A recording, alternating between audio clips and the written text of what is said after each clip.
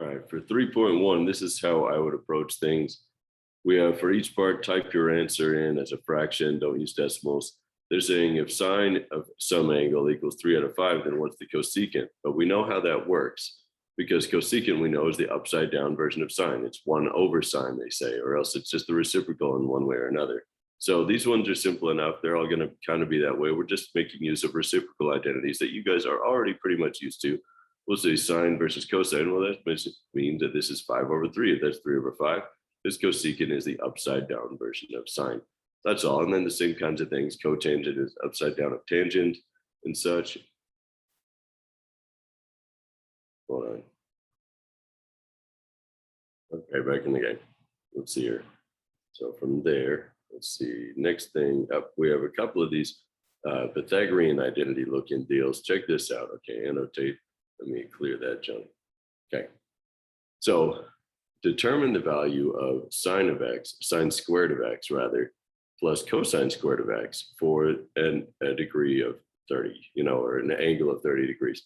So first off, what they're talking about here, if we say sine squared of x, that really does mean take some angle, they're calling it x, and do sine of x squared. That is, this is just shorthand for that. It's kind of what you would probably guess, but it's just, maybe, that's just not obvious. And so anyway, same thing for cosine squared of x. It means take the cosine of x and then square the whole thing. So that's what's going on here when we say that. But then, okay, to get to the meat of the question here, we have sine squared of x plus cosine squared of x at 30 degrees. If we put in x is 30 degrees, well, how's that going to go? And so let's remember our unit circle, and we'll look at 30 degrees, which is right here, small angle, this would be 45 and 60 or something like that, right?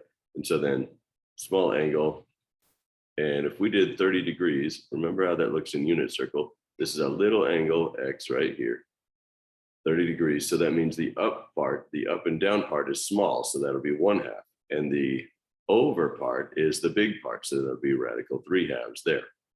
And of course, we can figure out this. What we're saying here is, well, what is sine squared plus cosine squared? If I think, well, sine is the up and down part, here's sine and here's cosine.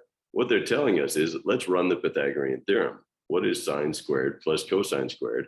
Well, it'd be, here's the sine part is 1/2 squared plus radical 3/2 squared. What's that going to make this, And we know that we're working in the unit circle, so there should be a 1, if everything goes according to plan, right? And so that'll be my theory, is that if we do sine squared plus cosine squared, it should equal 1 squared, because this is a 1, or whatever in the unit circle. But let's just go and, we'll leave that as a guess for now, but it better be the case, no matter what angle we put in there, this had better be a 1, if we're thinking Pythagorean theorem of this as being the up is sine and the over is cosine, then a squared and b squared should equal c squared, which is 1 already, is what I'm thinking. Anyway, so this had better end up being 1. So we'll see. Anyway, so let's look at it. Sine squared at 30 degrees, the sine is 1/2. So that'll be 1/2 squared at 30 degrees. And then cosine squared, that's radical 3/2. Square that. And then we'll do sine squared plus cosine squared. And let's just see what it ends up equaling.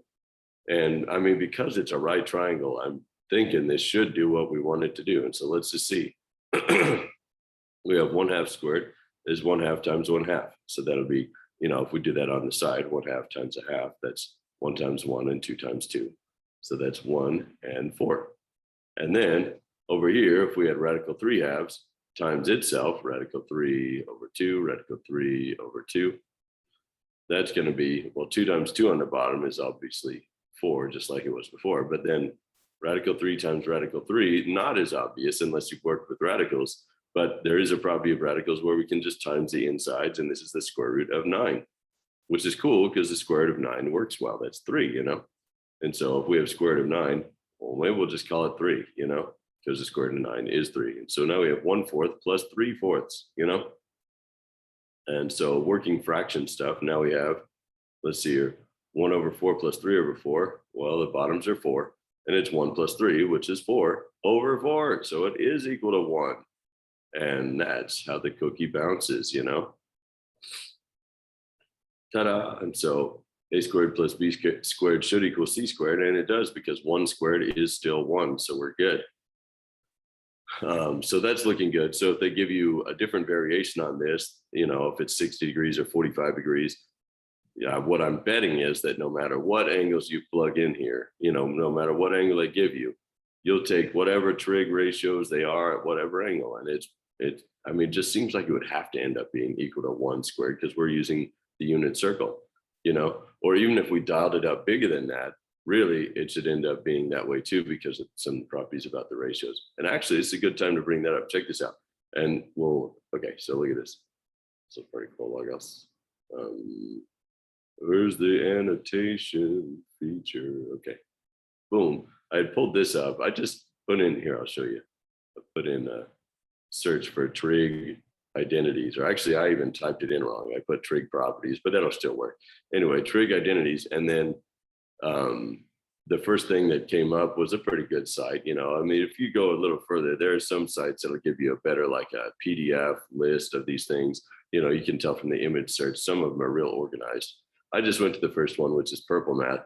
And what we're getting in here, guys, in 3.1 is recognizing the first couple, 2 or 3 different types of trig identities that'll be useful for us in the near future.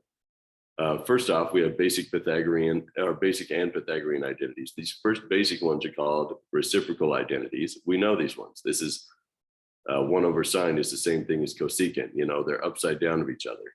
And then, cosine is related to secant in that way and stuff. And so the only thing that's a little bit surprising about it is we also have that, well, cotangent at this, or no, here it is.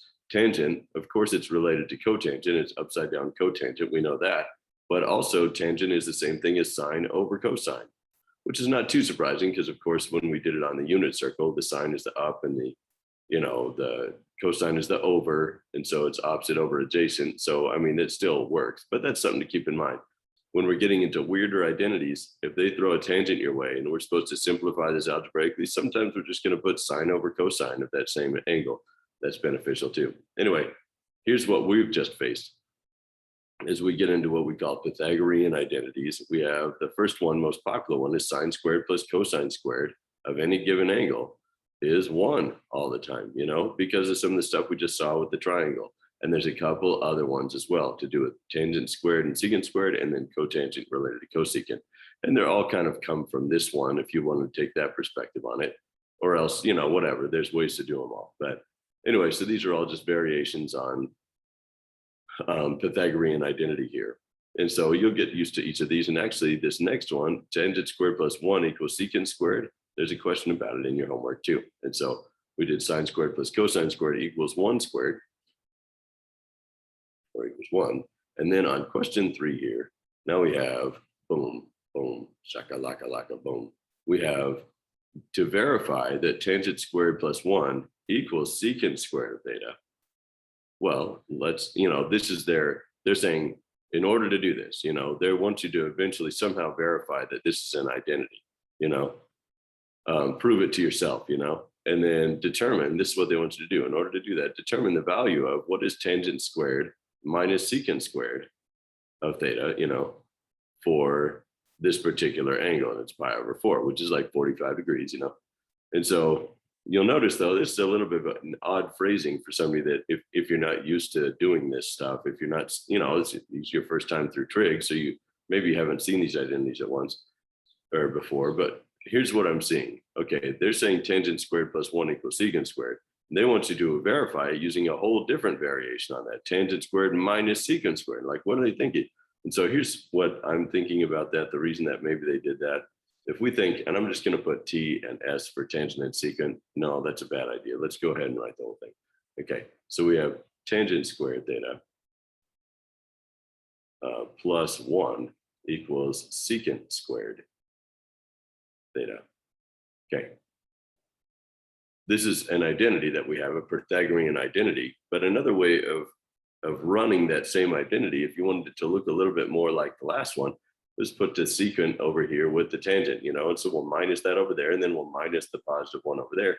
So another variation on this is tangent squared theta minus of secant squared theta equals -1, is what, I mean, algebraically speaking, if this is true, then this would be another way of saying it, So what they're saying is let's do tangent squared theta minus secant squared theta at a given angle, you know, like we did on the last one.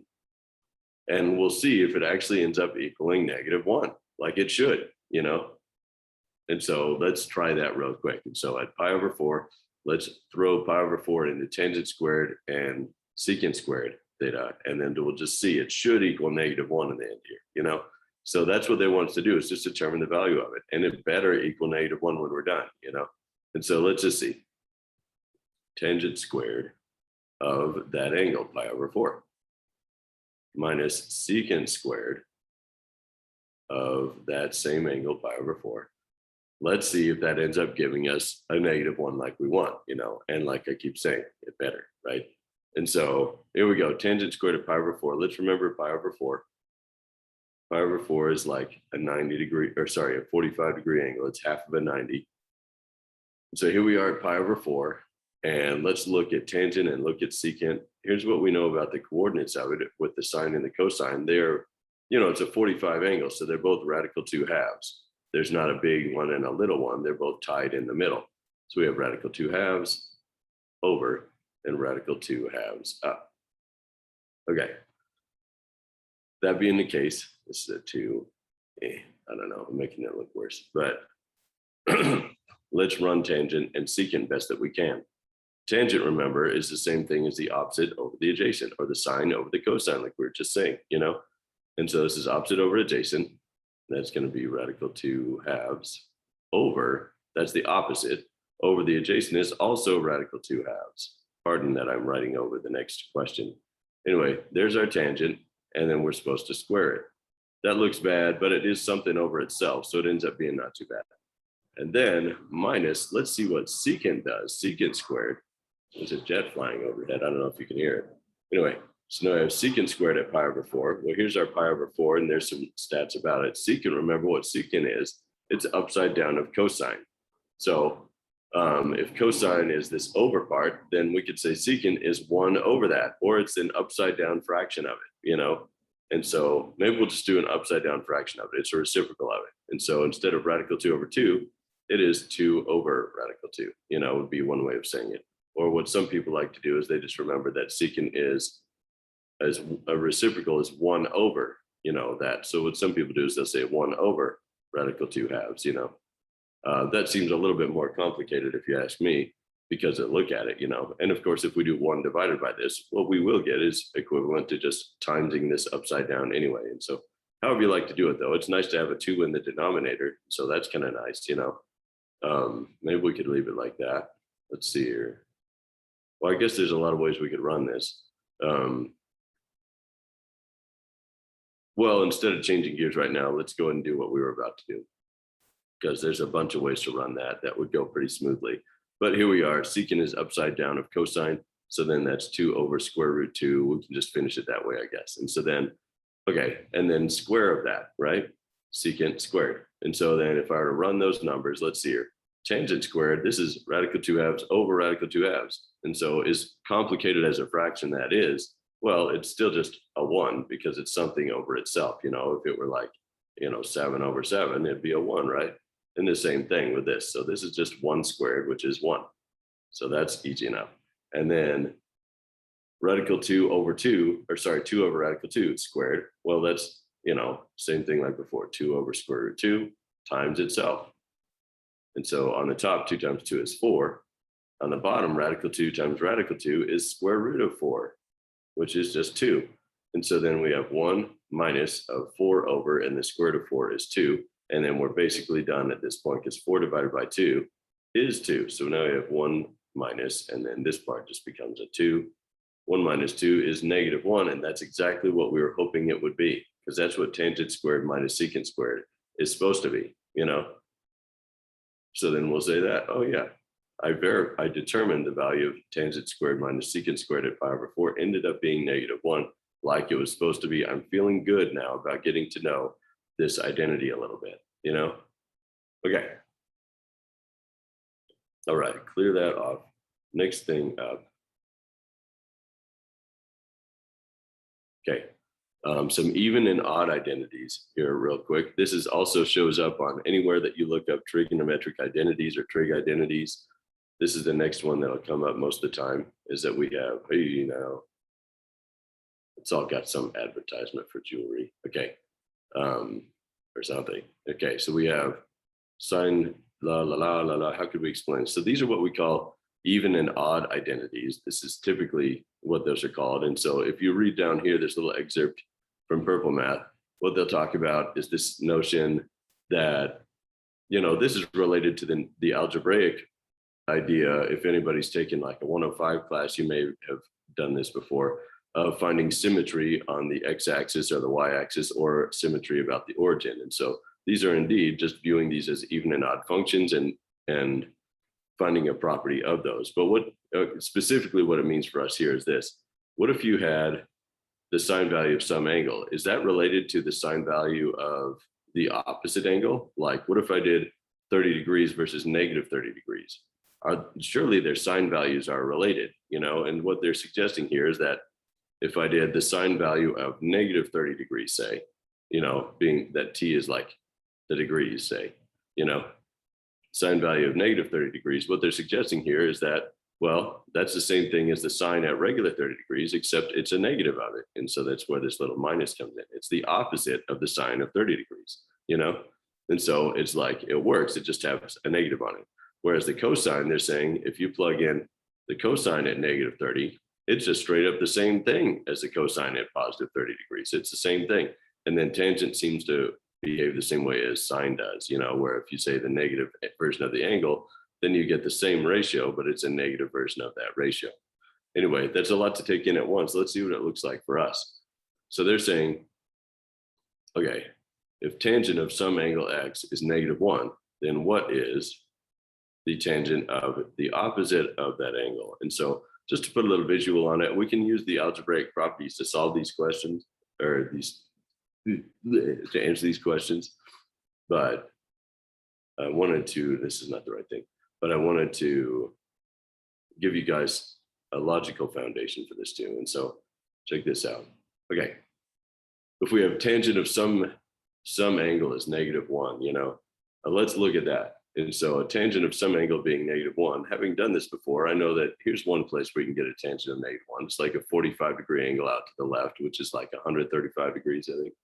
And so if I look at this one, say this is 45 degrees that way, this reference angle is 45, you know, or this is 135 that way. Anyway, we know that it's radical 2 halves up and then radical 2 halves over if it's a 45 like, but that we're going to the left, so this one's negative. So when I run the opposite over the adjacent, this would be something over itself, but one of them is negative, so it should be a -1 there.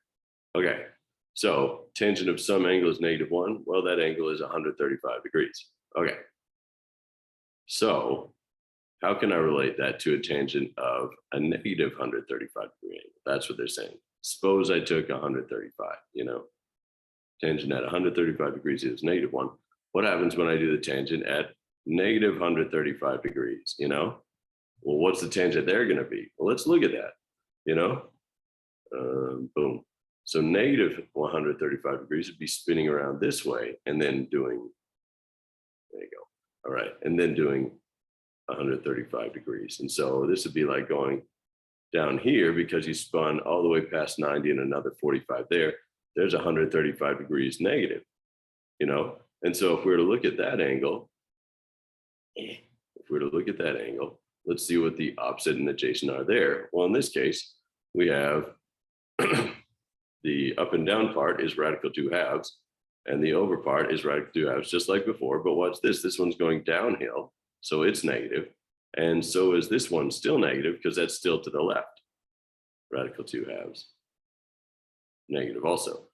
And so what we'll see is that if I do a positive version of the angle, I get a -1. If I do a negative version of the angle, -135 degrees, I get a negative over a negative, which is a positive one.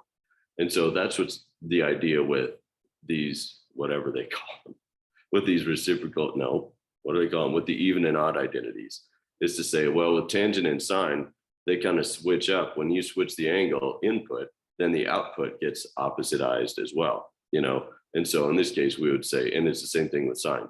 And so we'd say with tangent of x equals -1, then tangent of the opposite angle or the negative version of that angle will be a positive 1. Or you could just put 1 probably. I wouldn't put the plus sign, but it equals 1 as the idea. That's what they want you to get to know, And then same thing with sine. If I see sine here, then it would be like sine equals 0.6, then or sine of some angle is 0.6, then the sine of the opposite angle is going to be a minus 0.6 is what I'm thinking. Because with sine, it's just like tangent.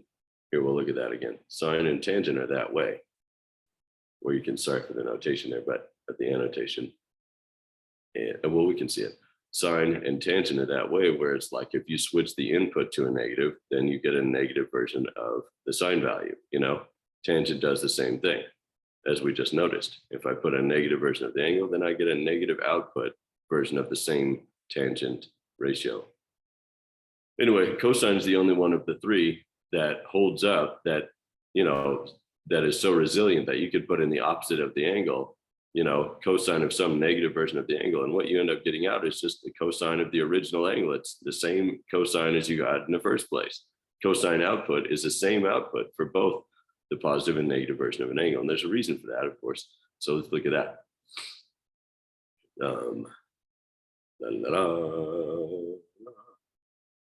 Clear those off. Okay.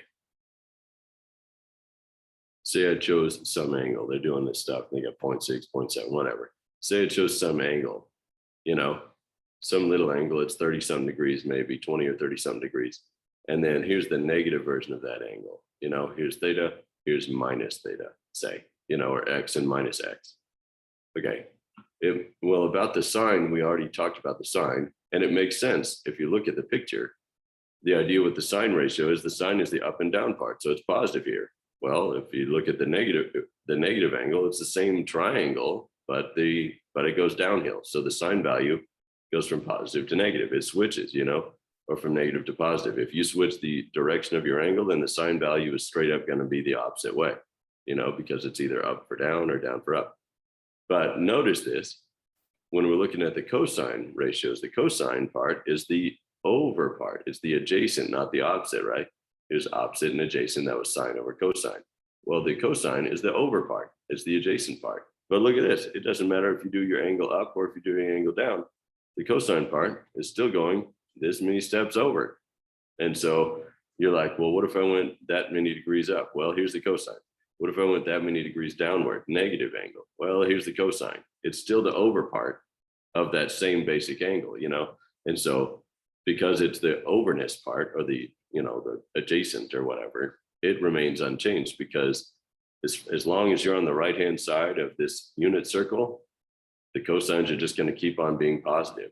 And then if you go onto the left-hand side, well, then the opposite of that would be also on the left-hand side. So the cosines are still preserved, they'd be on the left and negative in both of those angles as well, And so what we see is that cosine, you could do an up angle or a down angle, and it won't matter. The cosine part is preserved. And so cosine of some angle equals 0.7. Well, then the cosine of the opposite angle would be just the same thing, because if you do cosine of what angle is 0.7, well, it's 0.7 going over.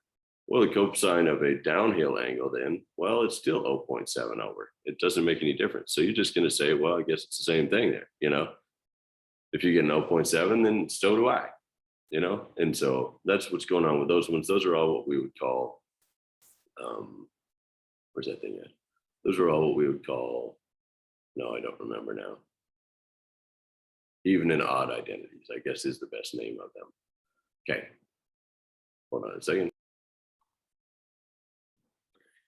So second is up or whatever. And so then, I paused it. So I actually took longer than a second, whatever. Anyway, what I'm noticing about this one as I was looking at it is tangent of x equals 0, then tangent of pi plus that x. What's going on with this? This is a whole different kind of identity. This is not the same even and odd property that we were looking at before. And so I was looking through for a minute through the internet to try and find identities that would work well for you guys. And it turns out that most Trig identity sheets don't have this particular identity on there. So we'll just, and it's probably in your textbook. Here, I found, I did find one that has some similar related identities that'll be good for us, where we say, well, if you have the sine of some angle, taken away from pi over 2, then it's related to a cosine of some angle. These are, the cofunction identities, they call them, well, as you can see, but what I don't have is that particular one. And so I figured it must just not be a very popular identity. And so when you have an identity that's a trigonometric identity that's not as popular, what I'd recommend is just try to make sense of it geometrically. And so that's what we'll do. So check this out. They have tangent of some x equals 0. Then what happens if you do tangent of pi plus that x, So there's some angle, I have its tangent value. What happens if you do pi more than that same angle, but pi more radians, it's a bigger angle. Well, here's here's what I'm seeing with that. And not even using the 0 for now. We'll talk about that in a second, but see, I chose some angle maybe, and I was like, well, here's the tangent of some angle theta. Or rather, here's the angle anyway, is this angle. If I were to do pi plus that angle, that means take this angle and do pi radians more. But you might remember that pi in radians is a half a circle. It's like an extra 180 degrees. So I'll push an extra 180 degrees on that, and I'll end up just going opposite direction, sort of, And so here's theta, and then here is, this angle is theta plus pi more, or pi plus theta, Okay, so if that's the case, then how are their tangent ratios related? Well, remember, tangent ratio is the over and the up, it's the opposite over the adjacent.